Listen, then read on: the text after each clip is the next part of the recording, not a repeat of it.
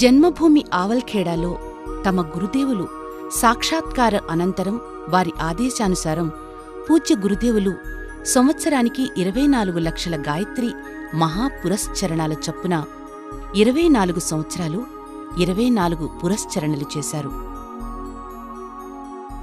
1940వ సంవత్సరంలో ఆవల్ఖేడా నుంచి మథుర వచ్చారు.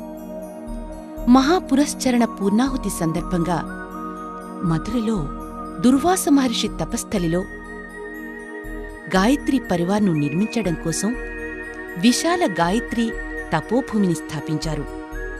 దీని ముఖ్య ఉద్దేశం గాయత్రి పరివార నిర్మాణ స్థాపనకు ముందుగా 2400 తీర్థాల నుండి జలాన్ని మట్టిని సేకరించి వాటితో పూజ జరిపించారు.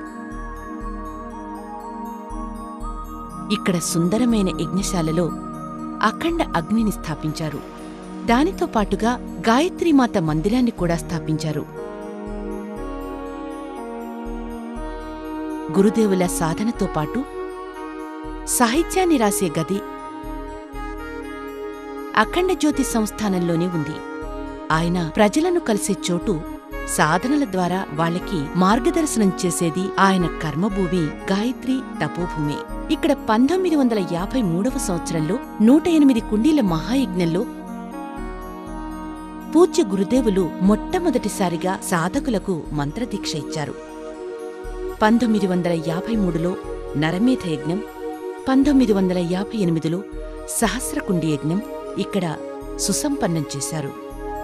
శ్రేష్టమైన వ్యక్తులను ఎంపిక చేసి గాయత్రి పరివార్ను నిర్మించే పని ఇక్కడి వ్యక్తిగత మార్గదర్శనం వల్లే సాధ్యమయ్యింది.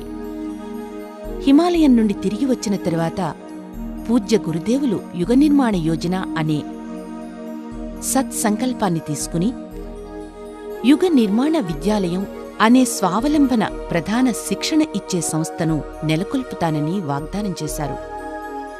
ఈ శిక్షణా సంస్థ 1969లో లాంఛనంగా ప్రారంభమయ్యి నేటి వరకు దిగ్విజయంగా నడుస్తుంది.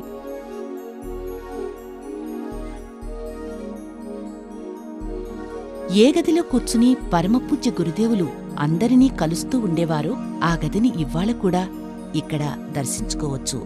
విశాలమైన ప్రజ్ఞానగరం, యుగ నిర్మాణ విద్యాలయం, పెద్ద పెద్ద ఆఫ్సెట్ మెషిన్స్, జీవిత పర్యంతం గురుదేవులు వ్రాసిన యుగ నిర్మాణ సాహిత్యం, విక్రయ కేంద్రపు విశాల స్వరూపాన్ని ఇక్కడ మనం చూడొచ్చు. 1971వ సంవత్సరంలో మధురకు శాశ్వతంగా వీడ్కోలు పలికి హరిద్వార్కు ప్రయాణమయ్యారు. కాని వారి ప్రాణ చైతన్యాన్ని ఇక్కడ మనం ఈరోజు కూడా దర్శించవచ్చు.